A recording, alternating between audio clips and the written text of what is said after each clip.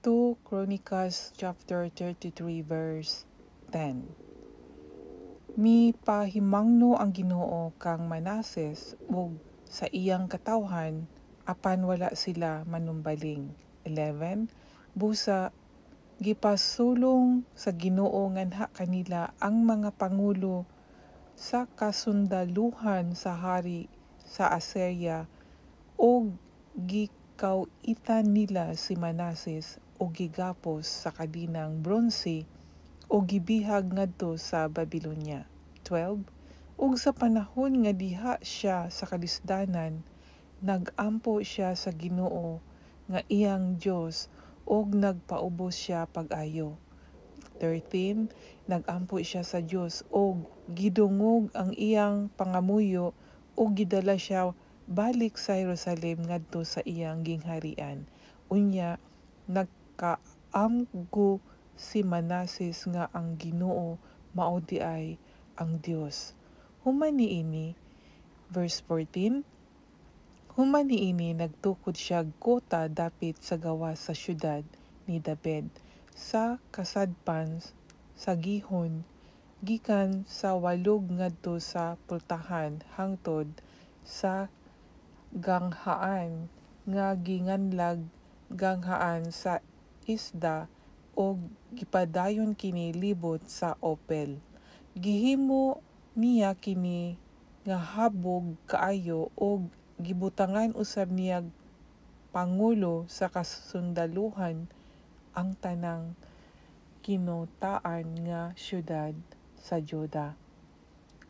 Verse 15, o gikuha niya gikan sa templo sa Ginoo ang mga Diyos-Diyos, gipangguba usab niya ang mga halaran ilang gituko didto sa bungtod nga nahimutangan sa templo sa Ginoo o gilabay kini sa gawas sa syudad.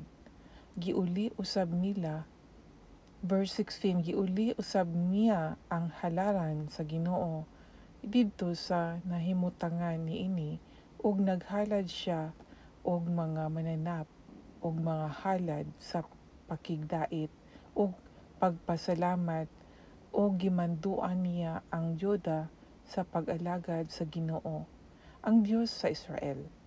Verse 17, busa pag ang mga tao nagpadayon sa paghalad og mga mananap diha sa mga halaran sa mga Diyos-Diyos, gihalad nila kini alang lamang sa Ginoo nga ilang Dios.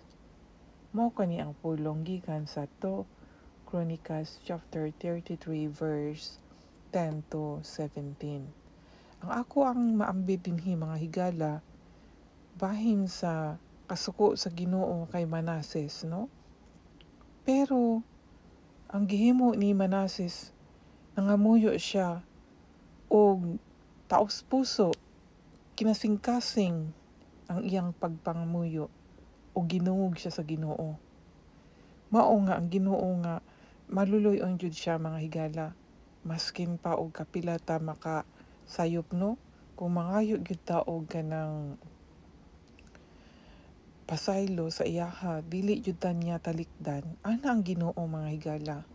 Buotan kaayo siya. Maluluyon.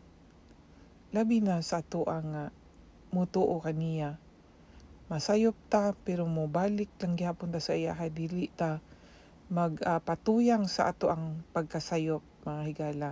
Og kabalo na ta kung unsa ang sala, dili na nato na buhaton mga higala kay mura na pud tag anak nga napakagahi na gyud ulo nga masig kabalo na ta nga sala, muon lang gyapon nato, dili na po na maayo sa mata sa Ginoo, no?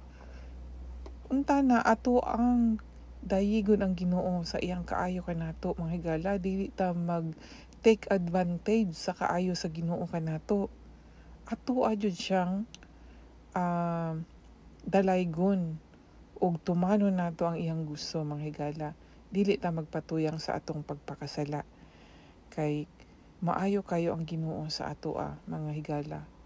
Siya gyud ang ato ang saligan dili nato makuha sa tao usahay ang ato ang mga problema, no? Dili nato makuha ang tubag sa tao. Ang Ginoo ra gyud ang makahatag kanato sa atong mga problema nga hugot kaayo nga dili matubag sa tao. Ang Ginoo ra gyud mao gyud na ako ang maambit sa inyoha mga igsoon nga ang Ginoo maayo kaayo ug siya nang gyud sa labi na sa mga problema nga dili ang tao makahatag natog tubag. Hangtod dinhi na lang. God bless you.